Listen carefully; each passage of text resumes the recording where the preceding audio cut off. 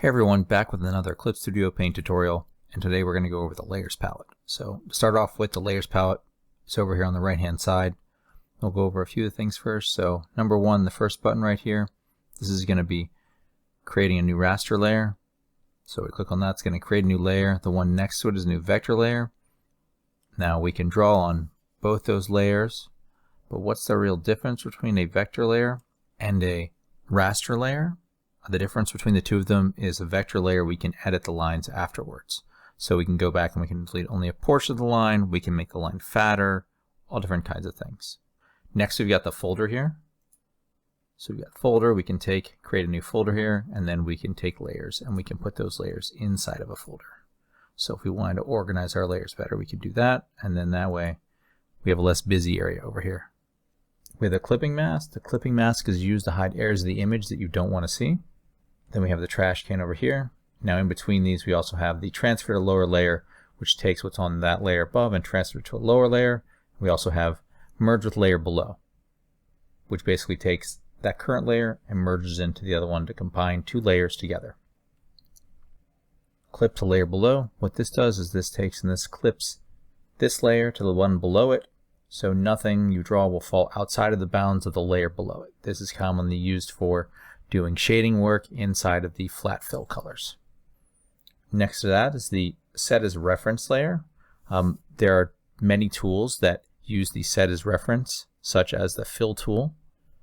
So we have the option over here to refer to other layers, refer to only the editing layer, things like that. So when something has a reference, refers to a reference layer, they're talking about this, which can be turned on by selecting a layer and then clicking on there, and that's now set as a reference layer. You can also set multiple reference layers by selecting more than one layer at a time, and then we can click that and then it will reference all of those layers.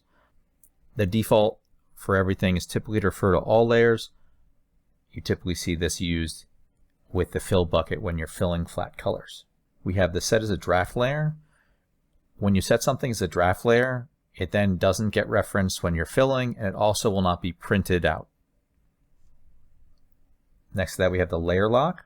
That's going to keep you from drawing on any of those layers. So let's say you have a layer and you don't want it to be accidentally drawn on. It does happen times you just kind of hit a layer and accidentally draw on it. You can lock the layer there. Click the lock again to unlock it. Next to that we have lock transparent pixels. Next to that one we have the enable or disable mask. You're only going to see this when you are on a layer with a layer mask. And next to that one we have the set ruler range. You're only going to see this if you have a ruler on these layers. Over here on the right hand side you have the ability to set the layer color here. So if we set this color here, okay, and now basically everything on that layer is going to turn to blue. Layer color can be pretty useful if, let's say, you've done a layer and then you want to change the color so you can draw over top of it. You can just click and then change the layer color there. Alright guys, that's going to wrap it up for this video on layers. If you like this video, please like and subscribe, and we'll see you in the next video.